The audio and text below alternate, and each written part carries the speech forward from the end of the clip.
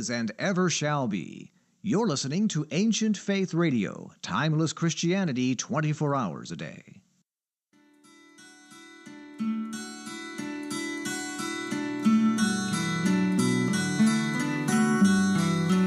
This is Everyday Orthodox with your host, Elissa Davis. We get together on Sunday nights to meet everyday Orthodox Christians. We're hoping to get to know the members of the body of Christ across all of our various jurisdictions and regions. We may worship in various languages or even on different calendars, but we have so much in common. Come get to know someone new and see how they're living out this Orthodox faith in another corner of the world. After all, every person is an icon of Christ, and as we'll see, every person has a story to tell. If you have a question for tonight's guest, we invite you to call in and join the conversation at 1-855-237-2346. That's 1-855-AF-RADIO. Now, here's Elissa. It is Sunday, February 4th, 2024, and we are live on Ancient Faith Radio. I'm Elissa Davis. Welcome to Everyday Orthodox. You know, we get together here on Sunday evenings to get to know everyday Orthodox Christians. And, I'm a big fan of coffee hour. You know, I like to sit down next to somebody and start asking them questions. And I'll tell you what, it turns out most people have done a lot of really interesting things and been a lot of interesting places. And I think we're extra lucky with that here in Orthodoxy because we do have so many people from faraway places and people who've grown up in interesting families. And then we also have a lot of converts, and all of our converts come from different backgrounds and different stories. And so I feel like, you know, we're a nation that needs to learn how to sit down and listen to each other and have conversations. So we're going to do our little part right here on Everyday Orthodox. So I'm glad that you're joining us. And keep in mind, by the way, you can see us on YouTube if you want to see our faces. You can also stream us on Facebook Live. We're on the AFR app. We're at ancientfaith.com. We're just all over the place. And if you miss a show, you can always listen in the archives because all the back episodes are all kept on YouTube and on the Ancient Faith channel and the app. So without any further ado, you know, you can call and join in the conversation. Number's 1-855-AF-RADIO. That's 1-855-237-2346. And Matushka Trudy Richter is right here. She's answering the phones. She'll put you right through. So my guest tonight is, and I hope you're not getting tired of hearing this, but someone else I met at Antiochian House of Studies. Ever since I started working on this degree, I just keep bringing you people who are studying there or teaching there. And I'll tell you, it's just a really interesting crowd of people. It's been a blast. But so while I was there this last time, I started talking to Michael Witcoff.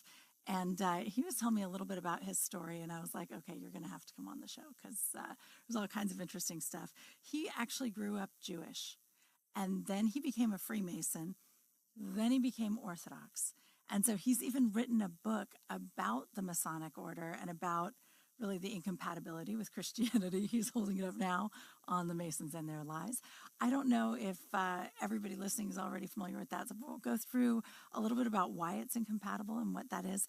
But also we're just going to hear, you know, Michael's story because it is really rare that people convert from Judaism to Orthodoxy, of course. And so I'm pretty excited to be able to share that with you tonight. So, Michael, welcome to this program. Thank you so much. You are correct. It is very rare. At one point, I had the idea of writing a whole Lives of the Saints of the Jewish converts, but it would be about 4 pages long, so it didn't quite make it into my list of books that I've written. Well, I mean, if you include everybody like the apostles and stuff, then you're golden. But if you're going to like cut it off at 100 or something, it's going to be a real short book, I guess. Yeah. Well, yeah. So tell me though. So where did you grow up? Like, what was your childhood like? Was your family really very religious, or what was it like? So I grew up on the North Shore of Chicago in a very Jewish neighborhood. Okay. Which is ironic because Jews were not allowed to live in certain parts of that neighborhood for a while. Well, a nearby suburb they were not allowed, but now it's mostly a Jewish area. So I grew up in what's called Reform Judaism. Now in America, there's Orthodox Judaism, Conservative, and Reform in descending order of piety and of seriousness of the faith. So Orthodox Judaism is very different than Reform, which is kind of anything goes. There's a joke that one of the AHOS professors actually told that I will repeat here. Since before the show, you and I already discussed my virulent anti-Semitism, so I figure I should just start the show that way, so it can only get better from there. I'm kidding. It's not a mean joke. He said that a Jewish boy wants a Harley for his bar mitzvah. So they asked the Orthodox rabbi. His dad says, my son wants a Harley for his bar mitzvah. What is that? And the rabbi says, I don't know. I've never heard of a Harley. Maybe you should ask a conservative rabbi. So his dad calls a conservative rabbi and says, hey, so my son, he wants a Harley for his bar mitzvah. And the guy says, a Harley? You should probably ask one of those reform rabbis. So he says, okay. So he calls a reform rabbi and says, my son would really like a Harley for his bar mitzvah. And I'm trying to figure out what that is. And the rabbi says, well, a Harley is a motorcycle, but what the heck is a bar mitzvah? So just to give you an idea, it's kind of how it goes. Yeah. Now, that being said, that's more or less in line. I mean, I did have a bar mitzvah. So you go to Hebrew school, Sunday school, you learn to read Hebrew, and at least for your Torah portion, the part that you're going to be reading at your bar mitzvah, and then your Haftarah portion as well. But growing up, there was not a sense of godliness, so to speak. It is liturgical, which is very interesting because I was actually, there was a step between Masonry and Orthodoxy, which was Protestantism, which once I discovered Orthodoxy, I was not interested in it anymore. Discovered Orthodoxy, it's very liturgical. It actually looks quite a bit like a synagogue because it grew out of Second Temple Judaism. And you can see, in Judaism, the rabbi processes around the synagogue with the Torah. And in Orthodox Church, obviously, the priest processes around with the gifts. And you kiss the robe. So you can kind of see the continuity there. But there was not really a sense of God being present in our lives in an immediate way, in a salvific way. Now, Talmudic Judaism, which is what modern Judaism is not the Second Temple Judaism practiced by the apostles. It is based on the rabbinic traditions, the Pharisaic oral traditions, which we now call the Talmud, or what the Mishnah kind of became that, which Christ rebuked when the Pharisees were implementing all of these things, which is basically their interpretations of the Old Testament that very, very often are in conflict with the Old Testament. So I'll give you a couple examples. So in the Old Testament, your being Jewish is patrilineal. It comes from your father. In modern or rabbinic or Talmudic Judaism, it's matrilineal. If your mother is Jewish, then you're Jewish. Well, this is not just different from the Old Testament, it's in direct contradiction to it. Now, to put this in context, the Talmud also has debates over whether mermaids are kosher, just to give you an idea of, the seriousness of this whole thing. And so the Judaism that I grew up in, and I had a conservative Jewish friend whose bar mitzvah I hated because it was much longer than the Reform ones I was used to. God is kind of an abstraction, if that makes sense. He's kind of this concept that gave Judaism to the community. But the purpose of Judaism, at least as I experienced it growing up, is really to secure the existence of the Jewish race and a future for Jewish children. Now, that's fair enough, right? I don't think any normal person would have a problem with any community wanting the best for itself and to perpetuate itself and to thrive. But when that's your religion, you've taken God out of it. There's no sense of transfiguration or, my spiritual illness that needs to be healed. It's like we go here on Sunday because this is where our community is. This is the way we perpetuate Judaism. I went on my free trip to Israel. And then at the end, they say, spoiler alert, we just want you to get married and have Jewish babies and move to Israel. But it was a nice free 10-day trip to Israel, so I can't complain too much. Of course, they didn't show us any of the Christian stuff. So I just grew up that way as an atheist because that's kind of what Reformed Judaism is in that sense. And then Christians would consider it atheism. Yeah. I'm sorry. Well, I think that's been my impression of Reformed Judaism in a lot of ways. And I'm sure there are always exceptions to everything. But in general, you sort of get this sense that once it's sort of taken down to Reformed Judaism, it's just not the same. It's just not the same thing. It's not as religious in some ways, right? But although I will say, to be fair, there are I feel like I've met people who grew up Orthodox Christian and were like, my family was just all about our ethnic background, and it was just all about, you know, marrying someone from the same. So I mean, I think it's a trap everybody falls into at some point, or could fall into. But it's, so that's your experience growing up. So for you, it was not like, I'm relying on God to get through this next thing. It was just, no, those were like your ethnic traditions, and they were great, but they had nothing to do with sort of a spiritual reality. Yeah.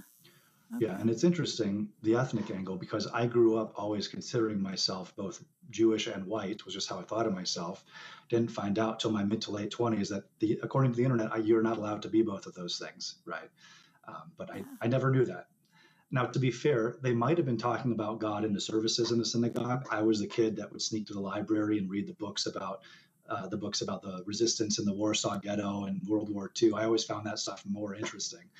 But based on my experience of my friends and family, I don't think anyone was taking God too seriously. But you would do Hanukkah, you would do bar mitzvahs, like I said, and Yom Kippur and Rosh Hashanah, the Day of Atonement and the New Year and all that stuff. And it's put me in this weird position because my parents will say Happy Easter to me, but I can't say Happy Yom Kippur to them because Yom Kippur is the Jewish Day of Atonement, which is completely fulfilled in Christ. So if I wish somebody a happy Yom Kippur, I'm kind of insulting Christianity, is how I feel about that. So that kind of is what it is. Is. You know, that's interesting because, I always think I come out of a tradition of, Protestant family, and there is all of this disconnect, but there's also so much in common. And with your parents, there's not as much in common anymore. And that's kind of a sad thing. What were you like as a kid? What were you? Well, you already said you're sneaking out of services to go read about the Warsaw Ghetto, right? Like, and it is a fascinating history. Those are fascinating years. But so, what were you into as a kid? Video games, almost exclusively. Oh, I was obsessed. Oh wow! What did you play? I was kind of Super Nintendo was my first console. So I used to play college football with my dad on Super Nintendo. I remember when the Nintendo 64 came out, I got that for some holiday. It came with Star Fox 64 and what was called a Rumble Pack, which made the controller vibrate when something interesting happens. Of course, now all this stuff is part of every console. And there was a memory card you could put in to save the game on it and everything. They were good times. Actually, last time I was at home, I found my old Nintendo 64. And we still had most of the games. I played a game called Battle Tanks with one of my brothers and a little bit of Super Smash Brothers, the original Super Smash Brothers. Oh, nice. But yeah, I was just obsessed. And I was kind of a bad kid. So my patron saint is St. Augustine of Hippo. Okay. And I felt a strong connection with him because in his book Confessions, which is widely considered the first autobiography, he talks about an incident where he and his friends steal fruit from an orchard. And he points out, we weren't poor. We had plenty of money for fruit. We had fruit at home, but I stole it for the thrill of the transgression. I was a thrill of the transgression kind of kid, where I would just like break something or do something for no real reason besides sin, frankly, like my unhealed sinful soul. And so when I read his story, I thought, okay, I think this is going to be my patron saint. I think we're going to understand each other a little bit. I love that. So, yeah. I love that. That's great. How many brothers do you have? I have two. Okay. And two brothers and also sisters, or just the three of you? No sisters. I'm the oldest of three brothers, and they are twins. Great. And you were mischievous and liked to transgress for the sake of transgression. So I can just imagine how this household was. So twin brothers, how much younger are they? About a year and a half younger. Okay. Did you guys get in a lot of trouble together, or did you mostly just like torment? Mostly from fighting each other. Great. It wasn't like, let's team up and do something bad. It was, let's get in a fight in the hallway kind of thing. Beautiful. Yeah, I know lots of families with 3 or 4 boys, and like the floors will shake because just the boys are wrestling or whatever. It's That's amazing. All right. I have a lot of penance to do. Yes. Okay. So as you guys are growing up, you're up there in North Chicago. I'm trying to sort of like picture your family and what it was like. What, as you're finishing up high school, like what did you picture your life unfolding as? What did you want to? Were you going to design video games? What were you going to do? You know, I really didn't have any plan at all. Go to college. That was part of the plan. You know, that's what you do, you know. So I had my tutor for the SAT and the ACT and all that stuff. I ended up going to UC Santa Barbara, which is where I was exposed to drugs and things of that nature that ended up, you know, ruining my life for a while. And I got my degree in psychology with a minor in education, counseling and clinical and school psychology from UC Santa Barbara. I took evolutionary psychology from Lita Cosmides, who with her husband, John Tooby, kind of pioneered the field. So at the time, you know, I'm not Christian, I don't believe in anything Christian. I'm like, oh, this is amazing. You know, I had a small class, just 8 people. It was like a special class on consciousness. The philosopher Daniel Dennett came and gave a talk, and we all got to ask him questions and reading Susan Blackmore and all this kind of new age silliness that at the time I thought was very profound, which is related to the drug problem that I mentioned a second ago. But yeah, for like a 20-year-old kid being exposed to all these authors and these people with books, that was cool. The one thing I would say that I was always interested in was writing. I was first published in 4th grade in our literary journal in school for a fictional tale called Hammy the Hamster, which was kind of like Toy Story, but with pets. Like, what do they talk about when the humans are gone, you know? Oh, nice. So, yeah. And then I wrote for the school newspaper for a while. And then after that, I became a copywriter. This is later in life. So I was just writing for a living. And then now I've published 3 books since I became Orthodox. I can't help it, really. You know, when I tell my wife, okay, I'm not going to write any more books for a while, she knows to just laugh at me because I'm lying and will change my mind within a few days. It's just an impulse that I've always had. So, but what you're writing, though, in general is not creative fiction, right? You're writing nonfiction. Is it just like you just absorb information and then you're processing it, and this is how you process it, is by like writing it together? Or what do you think? Why are you writing so many books? I do have notebooks full of manic rants regarded to fiction, creative fiction, like novels and short stories that are, you know, 70% done before I get the idea for the next one, and then just continue on like that. I do want to finish at least one of them someday. It would make me very happy. But nonfiction for me it's as easy as breathing. You know, my master's thesis for AHOS is supposed to be 40 double-spaced pages, 20 single-spaced pages. I mean, my last book, the one I released in June, called Fascism Viewed from the Cross, this is 330 pages, single-spaced, I think. So my whole thesis is going to be less than the size of one chapter in one of my books. I could write 10 of them by the time I graduate. It wouldn't be hard. It is funny, right? Like if you're someone who really enjoys writing and has done a lot of like long pieces in that way, right? Like books are like 55,000 words or more. And it is funny being in a program and you've got like half of the people going 2 pages. How am I going to write 2 whole pages? And the rest of us are going, how am I going to limit myself to 2 pages? That's crazy. Yeah. You know, I've emailed the professor saying, I can't articulate a thought in 1,000 words unless you want it to be really bad and like a low level. Is that okay? He's like, read 3 books and summarize it in 1,000 words. No, I can't. I know. It is crazy. But it's also a really good art to have to go back and learn how to just edit and cross out words. And it's, but yeah, what you end up with is a lot less poetic and beautiful than where you started, for sure. It really is. I'm almost embarrassed to turn it in sometimes. Some of my essays are 250 words, which is, I think, a paragraph. Page. Yeah, it's not. Yeah. Yeah, like, no, it is. It's funny there. You're either a short writer or a long writer, I think, and some of us are just long writers. But all right. So as a teenager, then, were you writing? Like, were you consistently writing through those years, or was it something that really like woke up in college? I was mostly. I don't remember if I was doing journals and stuff. I actually wrote a 20-page short story. I think I was 12. That was very interesting at the time. I still think it was pretty good for my age. It combined my 2 interests of The Legend of Zelda and professional wrestling. So the story was kind of a combination of those things. But it wasn't until college that I started kind of more public writing. Like I'll write for my own amusement. That's what a lot of it is. My books are things that, what I do is I look at kind of a Venn diagram of what do I know about, what's missing from what's available, And then where's the center of that? Like, where is the hole that my knowledge and experience can fill and can help people? Like, I'm not going to write a book about something that's already been done. I don't see the point of that, unless I think I can do a way, way better job. But no one has written a book about Freemasonry from the position of having been a Freemason and now Orthodox in English before. And I've had a lot of people give me great feedback on this. A lot of clergy have read this. All my books are free for deacon and above. That has always been my thing.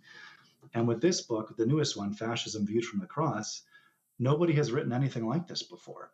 Father Turbo Qualls endorsed this on his show, The Royal Path, which was very special to me because I love Father Turbo.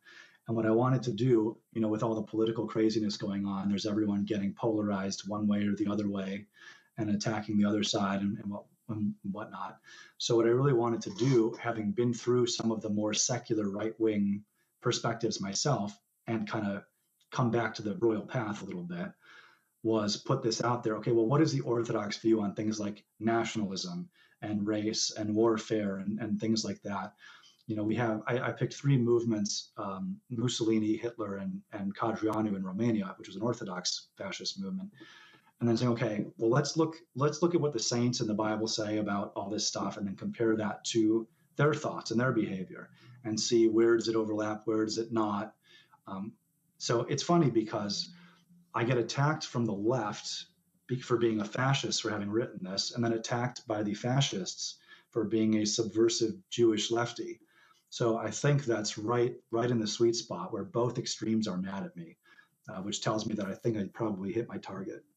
Honestly, it does feel like that a lot lately, because I feel like we have so many people on the extremes who are just upset all the time. And it's like, well, if you're upsetting both of them, you're probably, right on target. You're probably doing great. I'm 100% with you on that. I think we're very polarized, and it's really ugly. And it's really, this is what the enemy wants to do to us, right? He wants to separate us. He wants us in our corners.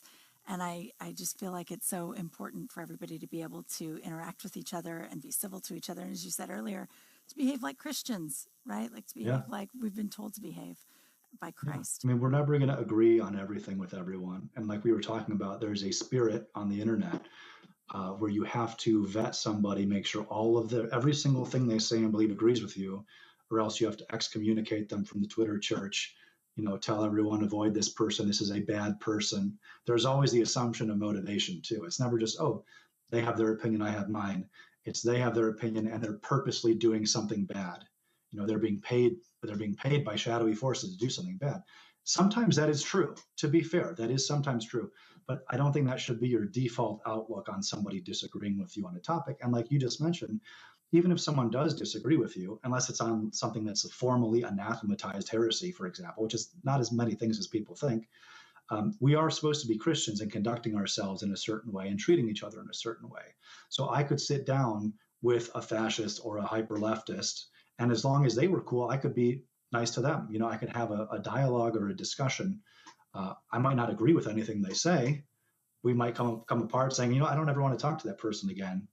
But I would at least try to not call them names and curse at them and shout over them and stuff like that, because then my own spiritual state is getting tempted from the right, as Father Turbo would say, to be so extreme and so zealous in your purity that you're actually just falling to a different temptation that's masquerading as a virtue.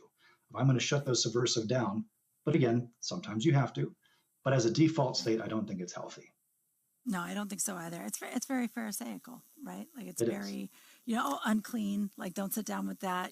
We do a lot of this unclean in our conversations online. I think right now, our Orthodox community online tends to be constantly identifying forces that we are not to interact with and not to think about and not to see. And it's not good. I don't know. As a parent, too, your kids go through all these different evolutions, right? And they go, one of my kids is a communist now, right? Like, what do I do? Like, never speak to her again? No, of course. I mean, I'm just going to gently point stuff out to her because I'm not a communist. And so I'm like, hey, here's something funny about what you're saying that I'm a little troubled by. And but you can't ever, if you're not going to have those conversations, you're never going to have an influence on anybody. And we're never going to be able to talk things through and come to reasonable agreements. But well, I think that really hits it on the head, because is the intention of your disagreeing with someone to triumph over them and get a high five from your Twitter buddies, or is it to actually influence them and try to pull them closer to Christ? Because one of those approaches is not going to work. You might get all kinds of likes and retweets, but that person that you attacked has never thought less of orthodoxy than they do after speaking with you. You are an anti-evangelist now. Yeah. Was it worth it for the Twitter attention? I think that's an important question for us all to ask ourselves. Yeah, no, I think that's exactly right. It's all about what your motivation is.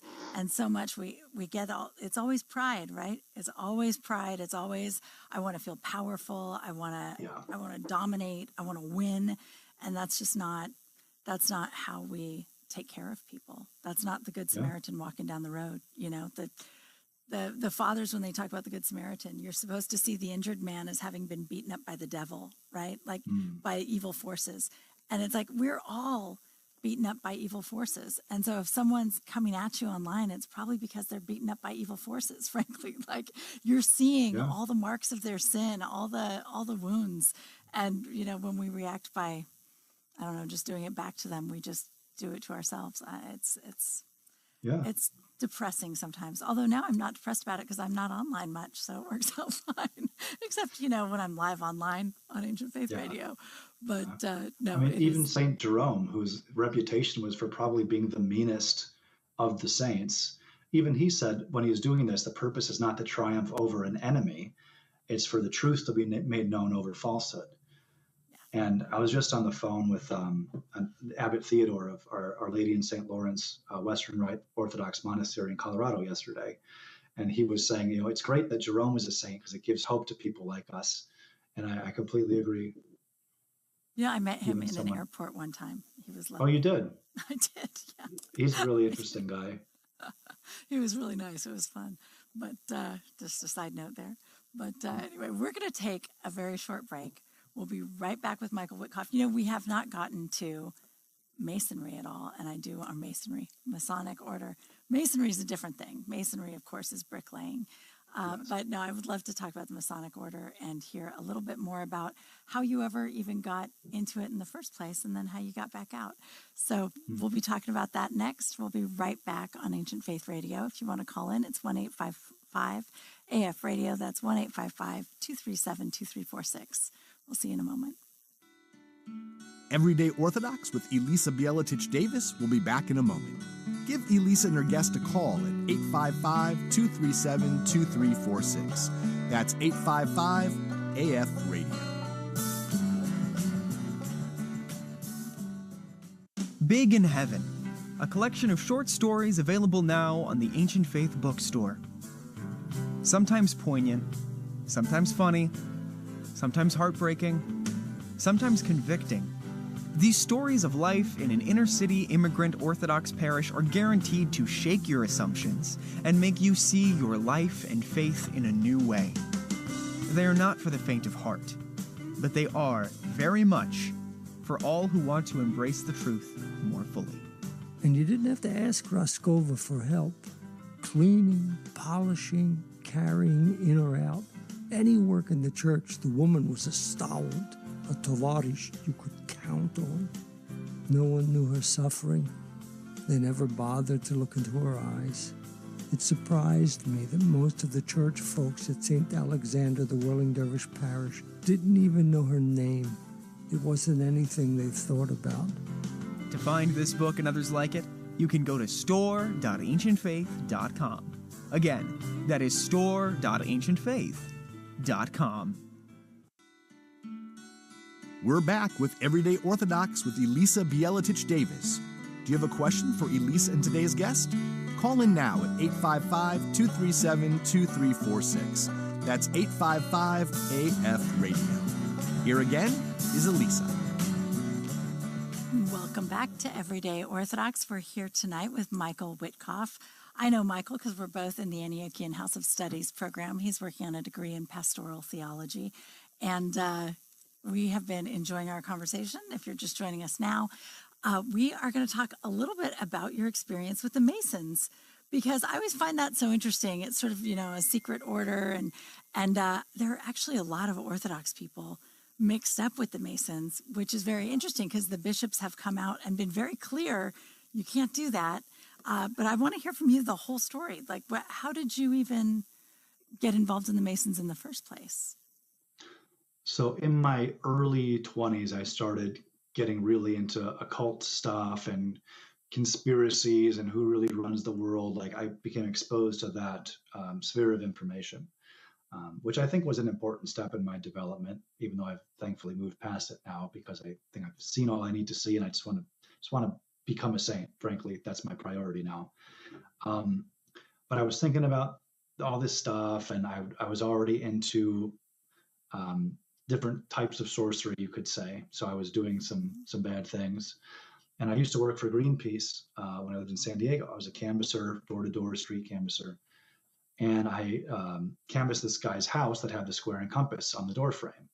And I said, "What is this?" He said, "That's Freemasonry."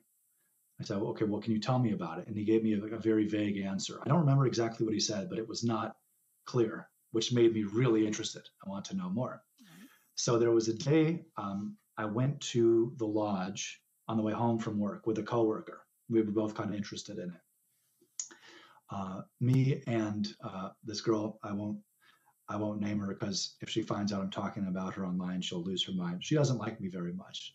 We didn't get along. I was the conservative at Greenpeace, and she would be the hyper leftist kind of person that we were talking about. There are not a lot of conservatives at Greenpeace, I think. No, so you were probably a bit of a lonely guy at the time.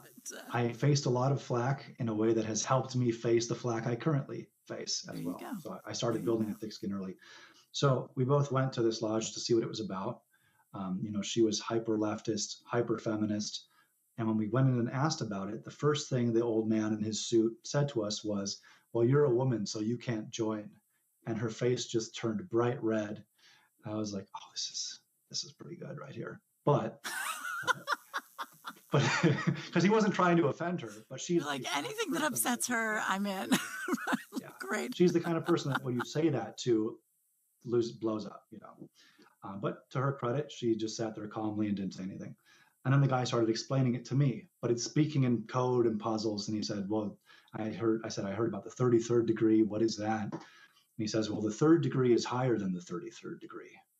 And I thought, okay, well, I don't know what you just said because those words did not mean anything, but I have to find out what you said because I had the kind of mind that needed to understand and how did things connect to each other.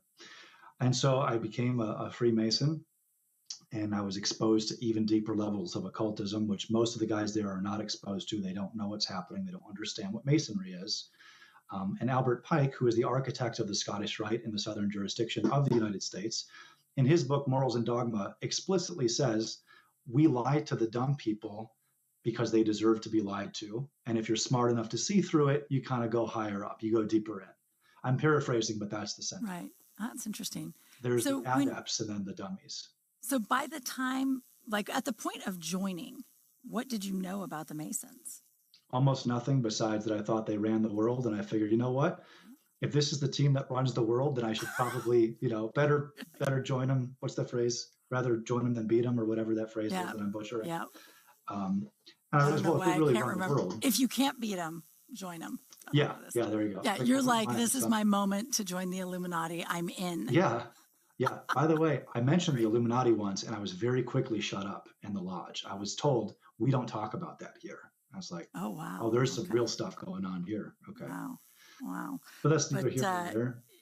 Yeah, I think, sorry, I was just going to say something and totally lost it. No, please. But, okay. So, I'm just thinking about, so you're coming in and you don't really know what it is, but you feel this, you have this sense that they're just a very powerful group of people and that this is a pathway to power. And I think even for the people who don't get into the occult, that's really what the Masons are, right? I know people who are Masons and all they'll say about it is well, it's really a networking organization, it's good for business. And it's okay, it's also a cult and it's good for business. Yeah. Satan's good for business. He makes a lot of promises, and that's how Satan pulls us in, is through promises of power, right? So Absolutely. It just sort of, it fits. But, okay, so as you're getting into it, though, probably because you were very open to the occult, right? Because you're already doing occult things, they can feel that you're safe. So then you're getting deeper into it. Yeah, there are occult people there that when a new recruit comes in, they will discern whether you will be invited deeper or not. So from the moment you step into the lodge, you are being watched and you are being screened. Are you the guy that's there to fill seats and pay dues and network for business, or are you going to see what's really happening?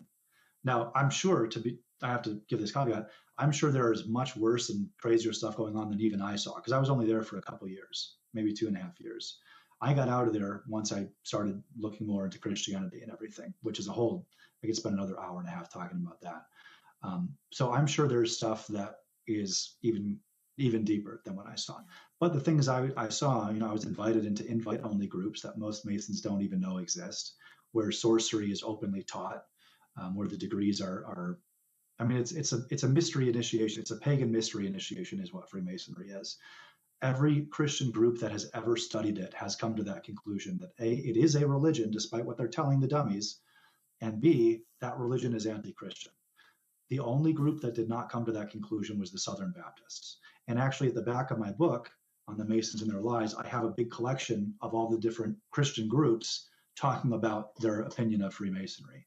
Because when I put out the first version of this book, an Antiochian priest from New York read it and emailed me. He said, "Hey, thank you for doing this. There's a lot of Masons in my parish, and I know it's wrong, but I don't know how to articulate that it's wrong." He said, "Would you mind kind of rewriting it, basically? Would you mind rewriting your book?" And actually, I thought, that's a great idea. I'm going to rewrite the book as a handbook for priests or pastors or whatever, whoever's dealing with this stuff, to break down, here's what Masonry teaches, here's what Christianity teaches, here's why they're not compatible. Now, a lot of the Masons who are the dummies and not the adepts think that I'm full of it because they don't know what I'm talking about.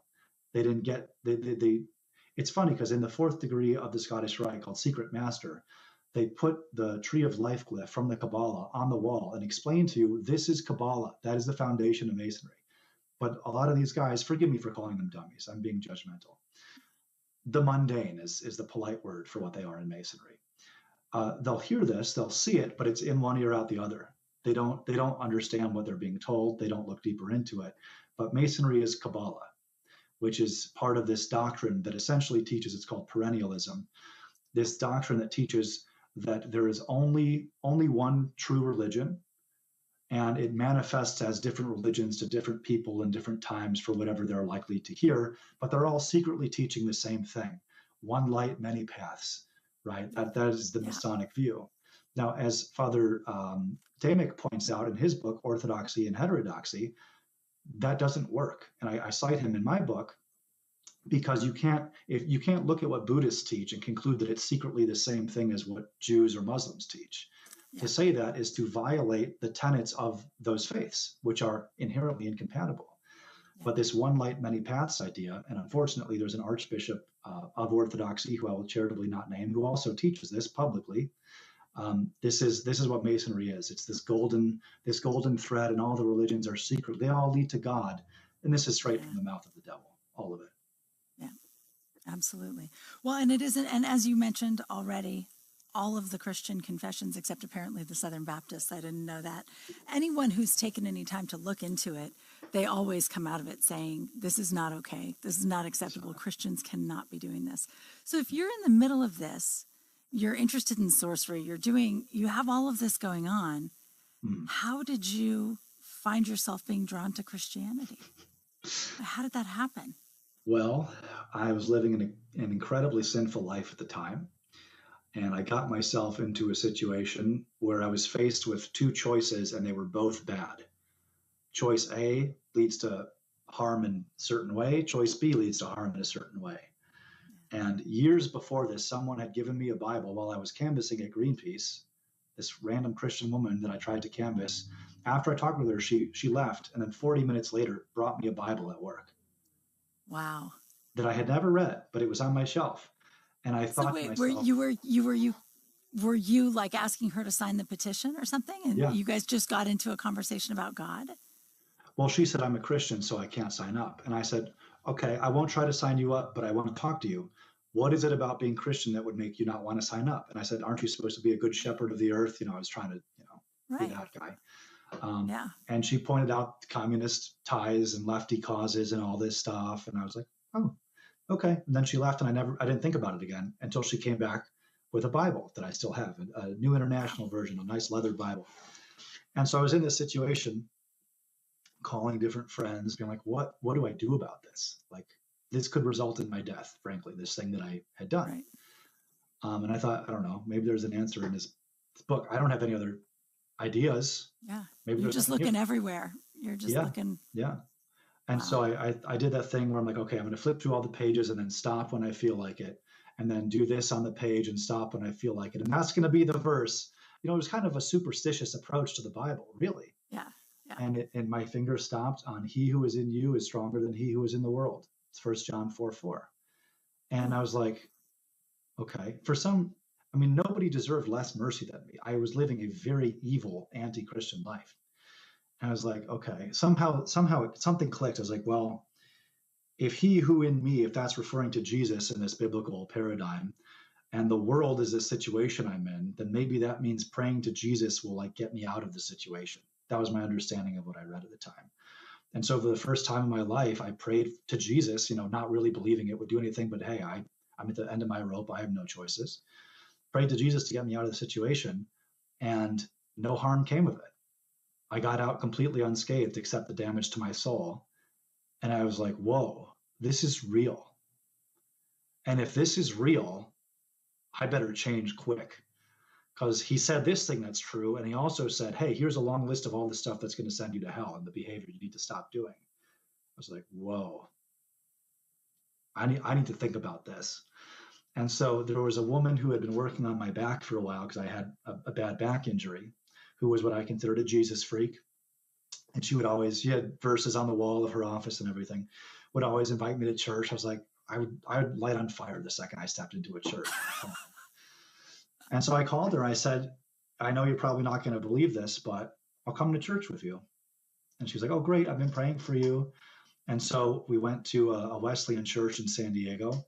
The head pastor of whom he's like a big political evangelical guy. I didn't know that at the time. It's just the church my friend brought me to. And the sermons that I heard there, it was like God was talking to me directly. Now, I know that a certain segment of the internet is now going to call me a heretic because there's no grace outside of the church whatsoever. They're all graceless and empty of everything. Well, then explain my story, because I don't have a better explanation for you. Yeah. No, you know what, Michael? We hear story after story after story on this show, like that, right? Like, how does God pull us into the church, but reach out of the church to pull us in, right? Yeah. Well, how else would he get to me? I hadn't heard of orthodoxy. Right. There was nobody Orthodox reaching out trying to save me, which is part of why I do what I do. I would love to be to someone else what that woman who brought me the Bible was to me, but skip the whole Protestant phase. And so the sermons, he was talking about sins and how it affects your spiritual state and your mental state. And it was like he was describing my life. Wow. But he wasn't talking to me. It was like, this is just what the Bible is teaching.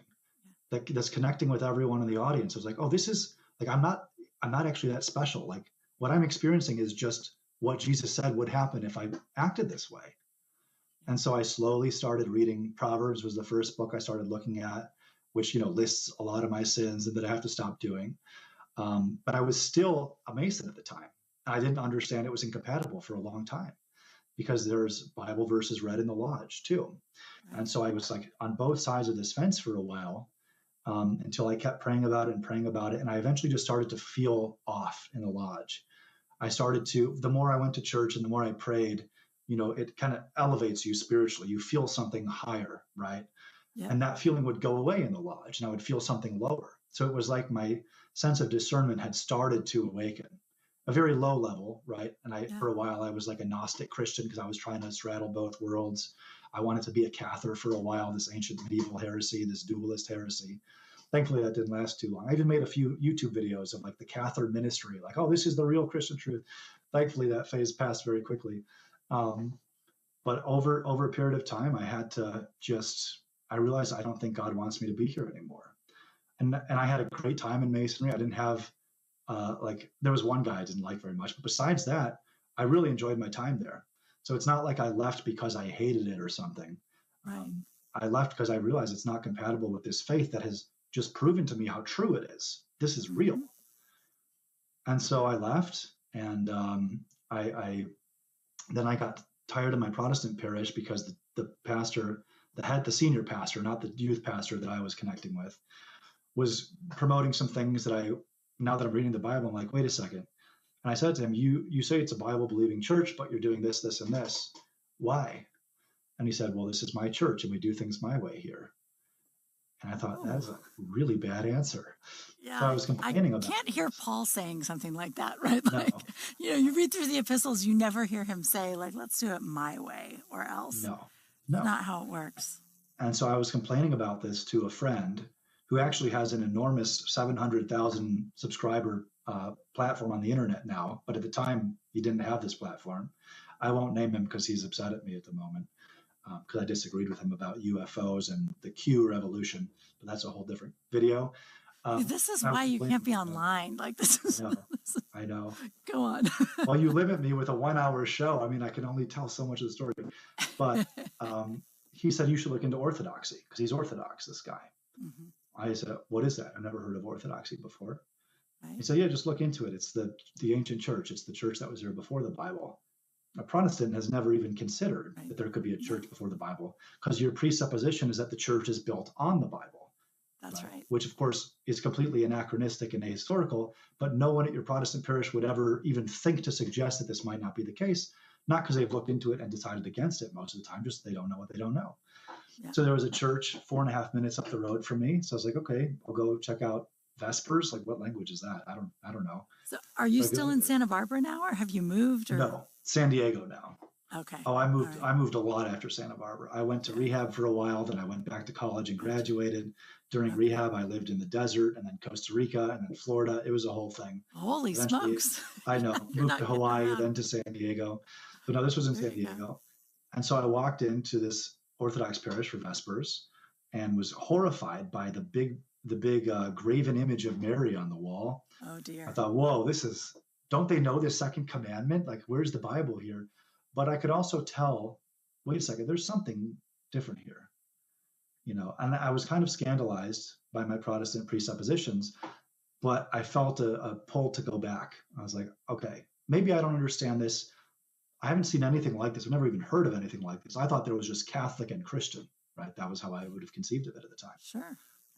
And then I kept going and I kept going. And then I was blissfully ignorant of the Orthodox internet at the time. A friend of that parish encouraged me to stay away from Orthodox social media. And at the time I was smart enough to listen, which I no longer am.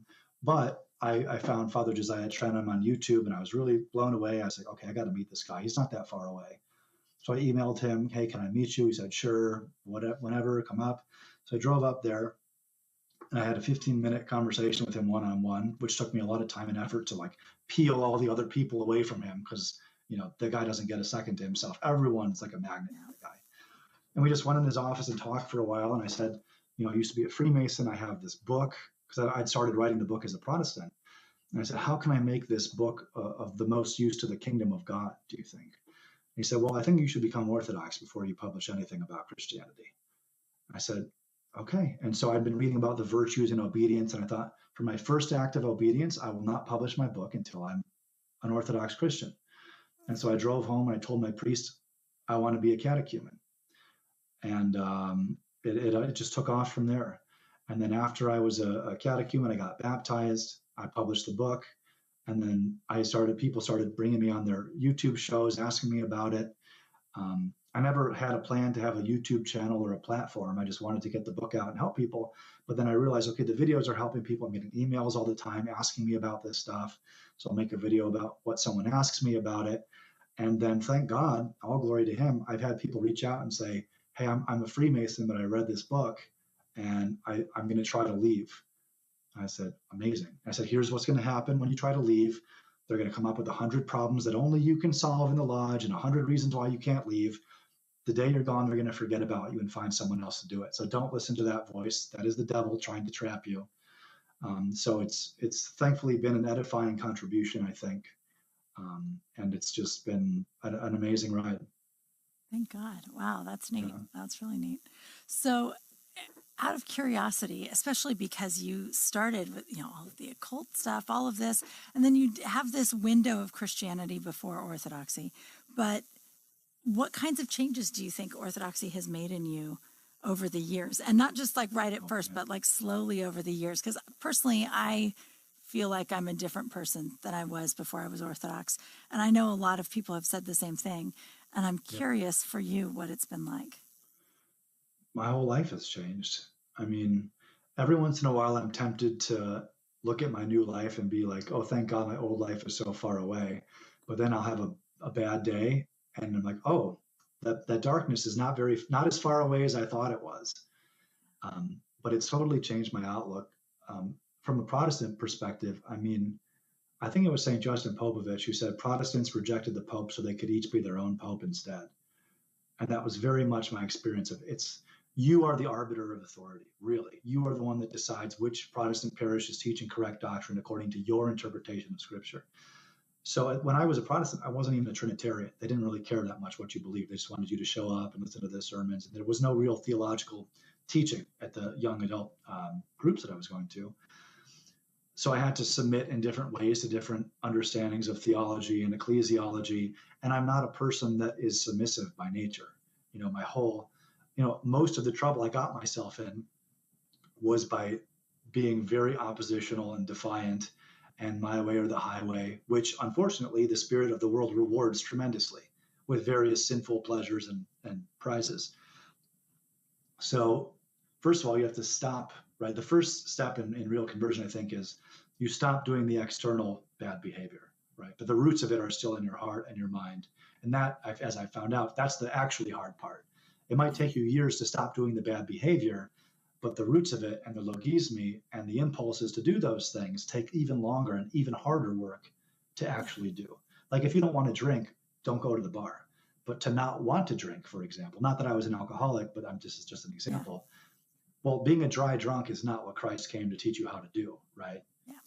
Like we're not Pharisees. It's not a behavioristic religion where as long as I'm a whitewashed tomb and I don't do the bad things, I can be a corroded lunatic internally and still be saved. That's not the Christian teaching. The Christian teaching is transfiguration from the deepest part of your soul that eventually flows outward. You just have to stop doing some of the outward stuff just to even see what needs to be healed on the inside, which from my understanding, having been Orthodox 5.5 years now, is a process that will always continue and always deepen. And you will continue to see deeper and deeper layers of your own evil as time goes on. But you have to do that because if you go to the doctor and he says, what's wrong with you? And you say nothing, he's going to say, well, then I can't heal you. Go home. Why are you here? But if you say, here are my symptoms, he can say, well, then here is the medicine. So you have to see what your evil is so that you can bring that to your priest in confession and be healed by Christ in the sacraments. Well, and it's such a, for me, that was such an unexpected part of confession, right? Like coming from outside Orthodoxy and, having seen confession like on TV a little bit, I just thought like, oh, okay, you have to go and you have to list the bad things you did. Like you're talking to mommy or something, but it's much deeper than that, right? Like really coming to see ourselves inside. Now, so you had a psychology degree, and I know now you're working on pastoral theology. Are you finding that you're able to sort of orthodoxize your understanding of how to read people, how to counsel people? Has that shifted from what you learned as a kid? Because, in college, it's very different, right? It is very different. So I think I have a relatively good instinct for where people are at when I meet them. And I can talk to people pretty easily. Like for work, I go into 3 to 4 new people's houses every single day. So I have a natural rapport with people and I can find something to talk about if they want to talk and everything, which is helpful. All of the paradigms from my secular degree, I pretty much have to throw away, except for, I really dislike Freud. But the whole idea of psychotherapy is really his, of you sit on the couch, I'm going to sit in the chair, you talk to me about your problems, and I'm going to give you advice. That wasn't really there in a secular context. Of course, that's what confession is. We've had that for 2,000 years. Right. But a lot of his quote unquote insights that were considered revolutionary and world changing, go read Evagrius. with how he even talks about he even talked about in chapters on prayer, how different sins and temptations affect the brain. He's talking about the relationship between the actual physiology of the brain and various feelings people have. That was 2,000 years ago almost. Freud was really not an original thinker, except for his weird obsession with children and their supposed sexual fantasies. Now, from my perspective, he was a deranged drug addict, projecting his own weird passions onto everyone else. Then after him, you have Erikson, who's a little bit cleaner than that, right? The stages are called psychosocial stages and not psychosexual stages, where you put that weird stuff aside and be more normal. And then that goes on, John Bowlby, etc. So part of what I'm learning now, and unfortunately, it's secular books that we're reading for the psychology stuff, but we're also reading Orthodox stuff to kind of baptize it and show how these things can be pulled more in the right direction. So, for example, I have to read the parts of the DSM-5 for a certain assignment right now, and I asked the professor, is there even what is the utility in using this language in an Orthodox context? I mean, we're not psychiatrists. We don't diagnose people. That's a prescription word. It's an insurance word. It seems to me that most mental disorders, or at least a large amount of them, are really just a label for different bundles of passions that express to different degrees. Isn't that language more useful in an Orthodox context? He said, well, yes, it is. The only reason we learn about these secular diagnostic codes is because people will come to us saying, I've been diagnosed with something, which we can then acknowledge, talk about, and say, oh, narcissism, that's a combination of this passion, this passion, this passion, and you start to treat it spiritually instead of, giving medicine, which is not something I'm ever going to do or be interested in doing. They might have to take medicine depending on how dysfunctional they are, even to get to the point where they can process what you're saying, or really what their priest is saying, what the church is saying, because you're just kind of helping clean the person up a little bit so that the priest can better treat them. You're not taking the priest's place or anything like that. But I would say I've probably rejected about 98% of my secular degree. Wow. There you go. There you go. But so what are you planning on doing with the pastoral theology degree? I don't know. Yeah. And that's okay, I think. I think it's okay to get a degree because it's really fascinating information and you want to know. I think that's okay. I'm not interested in the priesthood. That I'm quite sure of. If I become a subdeacon or a deacon or something someday, I don't know. That's years in the future. My only goal right now is to finish school, to learn what I can. We have 400 contact hours of therapy that we need for graduation. So I'm always reaching out on Twitter, being like, do you have a problem? Please call me. Please. We'll help each other. So yeah, I'm being exposed to a lot of really interesting stuff. We've read more books by Jean-Claude Larcher than anyone else thus far. And I think he's really a very special writer.